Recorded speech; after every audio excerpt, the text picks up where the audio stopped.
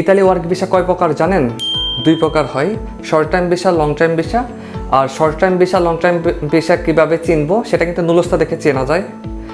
R accommodation, return airline ticket, bank statement and travel insurance, এই 4টি documents কিন্তু visa আবেদন করার সময় বিএফএস গ্লোবাল সাবমিট করতে হয়।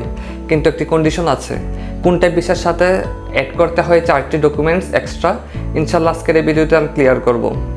আর আমি চাচ্ছি যে যারা ইতালি ওয়ার্ক ভিসার জন্য আবেদন করেছেন, যারা নুলস্থা হাতে পেয়েছেন, তারা যেন ইতালি ভিসা সম্পর্কে, নুলস্থা সম্পর্কে, খুঁটিনাটি বিষয়গুলো সম্পর্কে যেন বিস্তারিত জানতে পারেন। এই সম্পর্কে কিন্তু আমি এই কন্টেন্টগুলো ক্রিয়েট করি যেন আপনারা উপকৃত হতে পারেন আর বিভিন্ন প্রতারণামূলক হাত থেকে যেন কিছুটা হলেও বাঁচতে পারেন।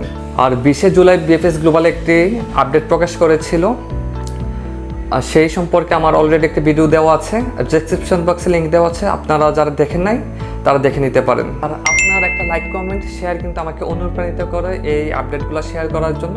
সো লাইক, কমেন্ট, শেয়ার করতে কিন্তু কৃপণতা করবেন না, রিকোয়েস্ট রইল।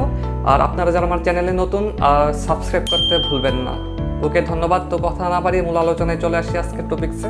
ইতালি ওয়ার্ক ভিসা প্রধানত দুই প্রকার, একটা হচ্ছে শর্ট টাইম ভিসা, একটা হচ্ছে লং টাইম ভিসা। তো আমরা কিভাবে বুঝবো আমাদের একটা শর্ট টাইম ভিসা না long time visa? Short time ভিসার মেয়াদ থাকবে আপনার 3 মাস অর্থাৎ 90 দিন।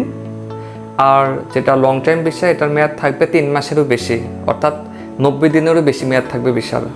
তো আপনি যখন হাতে নুলস্থা পেয়েছেন, নুলস্থাতে কিন্তু লেখা থাকে যে আপনি কত মাসের জন্য ভিসা পাবেন, ডিউরেশন লেখা থাকে নুলস্থাতে।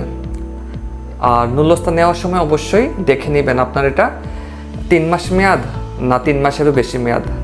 যখন দেখবেন যে 3 মাস মেয়াদ, তখন আপনাকে অ্যাকোমোডেশন, এরপর return airline ticket, bank statement, এরপর ট্রাভেল ইন্স্যুরেন্স, এই 4টা ডকুমেন্টস এক্সট্রা আপনাকে ভিসা আবেদন করার সময় বাংলাদেশে অবস্থিত বিএফএস গ্লোবালে সাবমিট করতে হবে।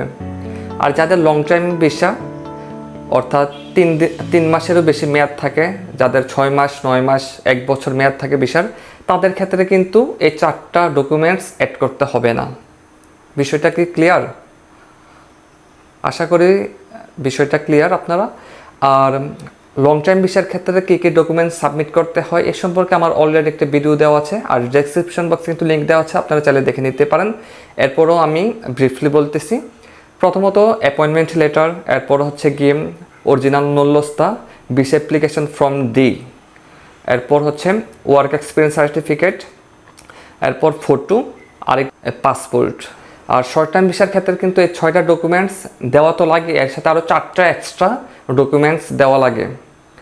এই জন্য বলবো যে আপনারা যখন আপনাদের আবেদনকারীর কাছ থেকে নুলস্থা নেবেন, তখন চেক করে নেবেন। এখানে নুলস্থাতে দূরতা লেখা আছে, দূরতা 3, 6, 9 এমন লেখা থাকে, দেখে নেবেন আপনারা। আর এটা মনে রাখবেন যে শর্ট টাইম ভিসার রেশিও কিন্তু বাংলাদেশে একদম কম।